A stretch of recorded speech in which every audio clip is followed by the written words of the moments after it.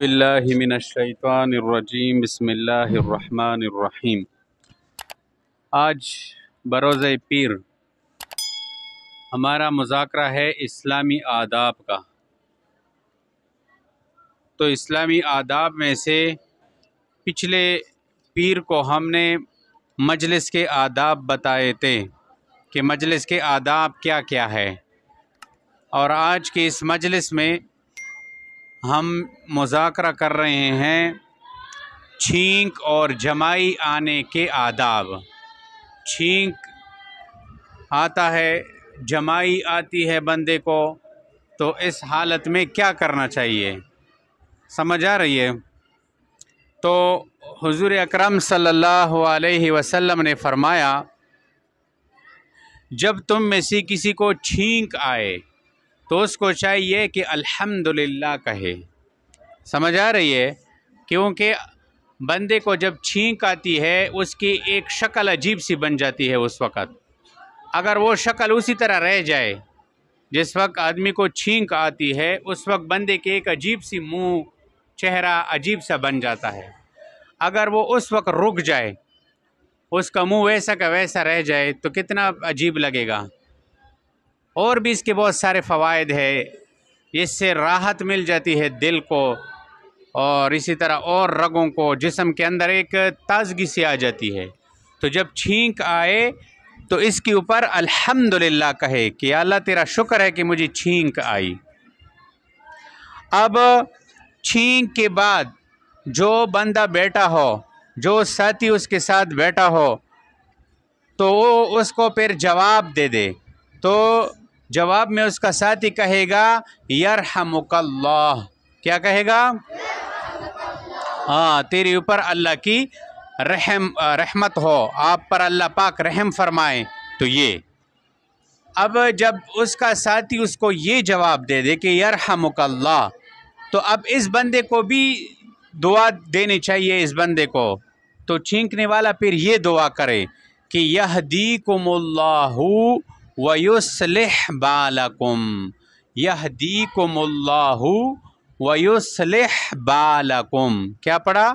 یہدیکم اللہ ویصلح بالکم۔ مثلا مجھے چھینک آئی تو میں نے کہا الحمدللہ، آپ نے جواب میں کیا کہا؟ یرحمک اللہ۔ اب میں دوبارہ آپ کے جواب میں کیا کہوں گا؟ یہدیکم اللہ ویصلح بالکم۔ سمجھ آ گئی؟ تو دونوں بندوں نے ایک دوسرے کے لیے دعا دے دی۔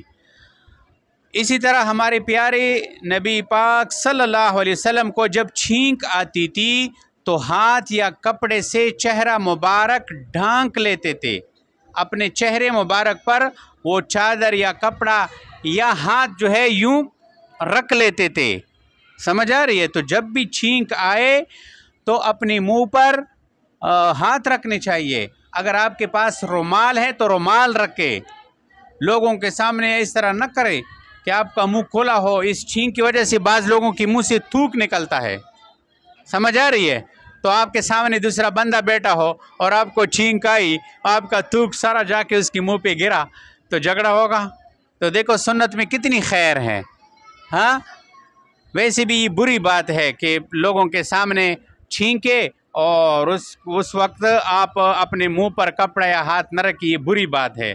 تو اس وقت اپنے منہ پر کپڑا جو ہے رکھنا چاہیے، یہ آپ علیہ السلام کی سنت ہے۔ ایک یہ، اور دوسرا آپ صلی اللہ علیہ وسلم چھینک کی آواز بلند نہ ہونے دیتے تھے۔ بعض لوگوں کو چھینک آتی ہے نا، پوری مسجد کو ہلا کے رکھ دیتے ہیں، اتنی بڑی جو ہے زوردار آواز نکالتے ہیں۔ تو آپ علیہ السلام کوشش کرتے تھے کہ چھینک کی آواز کم سے کم نکلے۔ بعض لوگ ایسے آواز نکال دیتے ہیں نا، اللہ معاف فرمائے، کہ پوری چھوٹے بچے جب ہوتے ہیں مسجد میں وہ بھی ڈر جاتے ہیں کہ کیا ہو گیا۔ اس لیے چھینک کی آواز کے دوسرا ادب یہ ہے کہ کم سے کم آواز نکالے۔ سمجھ آ گئی؟ اسی طرح جمائی کے متعلق آپ علیہ السلام نے فرمایا کہ جب تم کو جمائی آئے تو منہ پر ہاتھ رکھ کر روک لو۔ ایسے منہ کھول جاتا ہے نا یوں، تو اس وقت اپنے منہ کے اوپر ہاتھ رکھ کر اس کو روک لو۔ آپ کوشش کرو کہ جمائی آپ کو نہ آئے، یہ سستی کی نشانی ہے۔ جس بندے کو نیند آتا ہو یا جو بندہ سست ہو، سستی اس کے اوپر چھائی ہوئی ہو، اس آدمی کو جمائی آتی ہے، تو اس کی دور کرنے کا کیا طریقہ ہے کہ فوراً اپنے منہ پہ ہاتھ رکھ لیا کرو، اس سے یہ کیفیت ختم ہو جائے گی انشاءاللہ۔ اور دوسرا یہ کہ آپ علیہ السلام نے فرمایا کہ ہاتھ اس لیے رکھ لیا کرو کیونکہ جمائی کی وجہ سے جب منہ کھول جاتا ہے تو شیطان اندر داخل ہو جاتا ہے۔ بعض جگہ لکھا ہے کہ شیطان اندر پیشاب کر لیتا ہے، ہاں، تو لہٰذا جب کوئی منہ پہ ہاتھ رکھے گا تو وہ محفوظ ہوگا شیطان سے۔ آپ کو جمائی آئی تو سیدھے منہ پہ ہاتھ رکھو نا، سستی ہے آج آپ کے اوپر۔ ایک اور حدیث میں ہے کہ جمائی آئے تو ہاں یہ آواز بھی نہ نکالو۔ بعض لوگوں کو جمائی آتی ہے نا، ہاں یوں پوری جو ہے وہ ہارن بجا لیتا ہے، ایسے ہے نا، تو اس طرح ہارن بھی نہیں بجانا چاہیے، اس سے شیطان بڑا خوش ہوتا ہے، اور یہ اس وقت ہوتا ہے جب بندہ جمائی کے وقت منہ پہ ہاتھ نہ رکھ لے۔ بڑے لوگ جو کہ بہت سو کو ہم نے دیکھا ہے مسجد میں، جمائی آتی ہے تو ایسے آواز نکال دیتے ہیں عجیب سی کہ بس پوری مسجد والے اس کو دیکھتے رہتے ہیں کہ یہ کیا کر رہا ہے پتہ نہیں۔ تو اس لیے جمائی کے وقت ہاں ہوں ہاں یہ آواز بھی نہ نکالا کرو، سمجھ آ رہی ہے؟ اور حدیث میں آتا ہے کہ جب کوئی جمائی کے وقت ہاں یہ آواز نکالتے تو شیطان ہنستا ہے اس کے اوپر۔ اچھا، اگر آپ کو گھر میں جو ہے چھینک آئے، آپ کو گھر میں جو ہے بیٹھے ہیں، گھر میں مثلا امی کو چھینک آئی، امی کو چھینک آئی یا بہن کو چھینک آئی یا دادی کو یا نانی کو، اور اس نے کہا کہ الحمدللہ، تو آپ نے یرحمک اللہ نہیں کہنا ہے۔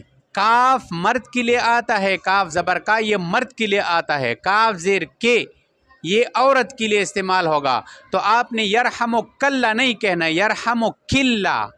جب امی کو چھینک آئے، امی نے کہا کہ الحمدللہ، تو بیٹا کیا کہے گا؟ یرحمک اللہ۔ سمجھ آ رہی ہے؟ ایسے نہیں ہے کہ مرد والا جواب اس کو دے دو کہ یرحمک اللہ، یہ تو مرد کو دیا جاتا ہے، سمجھ آ رہی ہے؟ تو یہ چند باتیں ہیں آداب کی، اس کو خود بھی سیکھے اور دوسروں کو بھی سکھائے، اس کے مطابق عمل کرے۔